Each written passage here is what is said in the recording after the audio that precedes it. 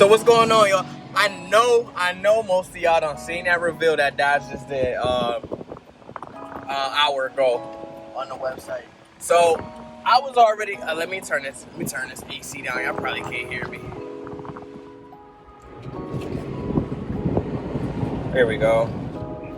So I was working at the time, but I caught a little glimpse of it, and pretty much I seen 2021 Durango and the 2021 Charger Red Eye, and then the I think they called it the Super Stock, the Challenger Super Stock, 800 horsepower or something like that. So my main thing for this video is honestly just to talk about a Durango.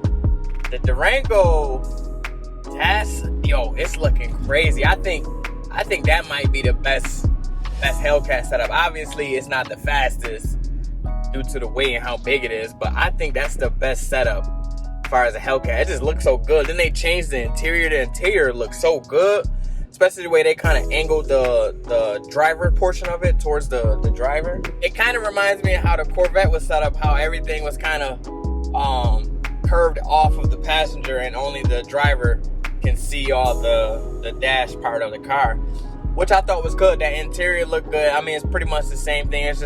It just looks a lot better. I don't know if they're using different materials, but it looked pretty good from what I seen. 710 horsepower. So that's more horsepower than the 2020 Charger Hellcat right now, and that's almost just as much horsepower as the Daytona Charger. So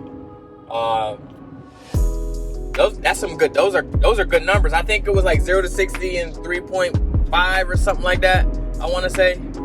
So seem to be some good numbers. Only thing I'm worried about is the cost. Like, I just hope that's not gonna be in the Jeep Trackhawk area, because 100 grand for that, it's gonna be tight. Actually, you know what? I can see it being 100, 150 grand.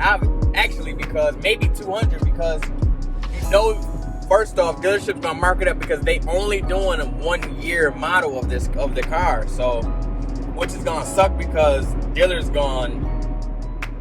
no dealer's gonna give anybody a fair price on that Durango. So that's gonna suck for the consumers, man, because nobody's gonna be able to get that car, even if it is priced at 90 loaded or whatever. Nobody's gonna be able to get that car for 90 unless you're real tight with the dealership. And for a year of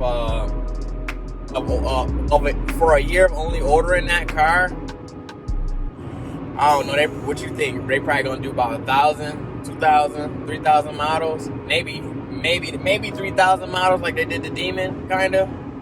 But I don't know, man. That's gonna be crazy. So again, you already know that's about to be at least 100, 150 because of the markup that people gonna do, and then you already know people gonna want them fully loaded. So I just hope dealers don't go too crazy with the markup, because nobody's gonna be able to get that car, man.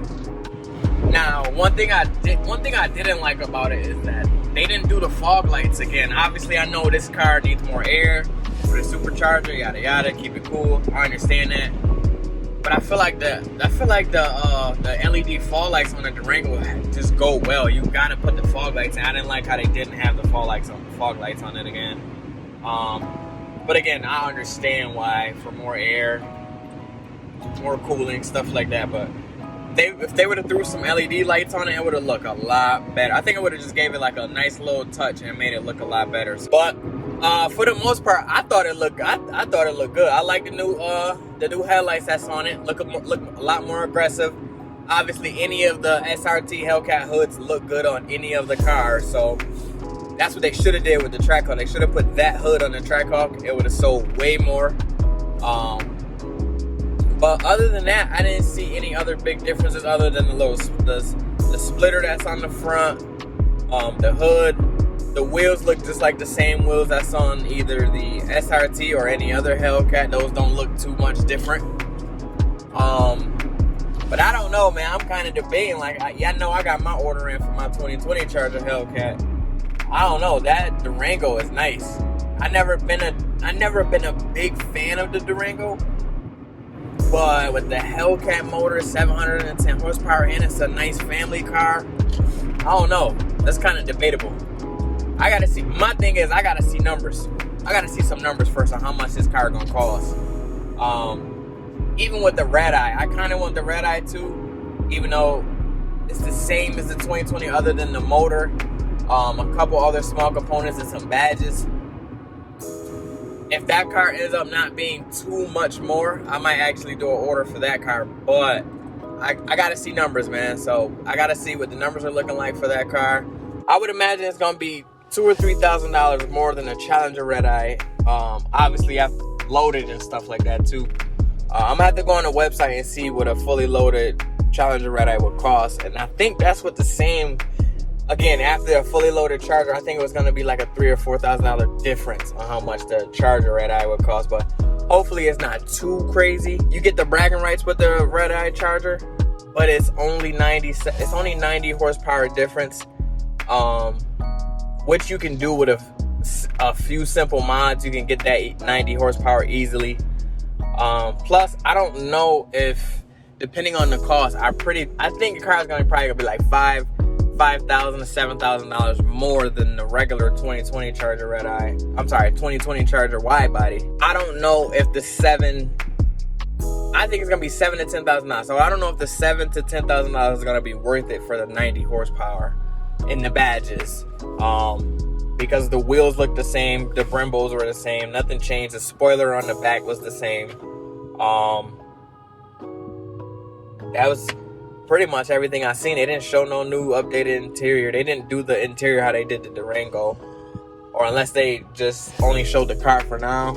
They're gonna give out more details soon, but for 90 more horsepower, I don't know. Like, again, the bragging rights, you definitely want the latest model out, especially the red eye being the highest model. You want that. We're just gonna have to wait until they release the actual pricing, so that we can go on there and build one and see how much it'll cost us.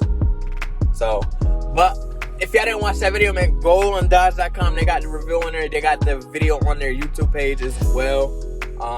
It was a cool little, quick little reveal of the cars. He did a quick little, he did a brief talking on it, and then it was just 3 quick little videos before they brought the cars out. So, I'm most excited for that Durango, honestly, and I'm not even a SUV Durango kind of guy.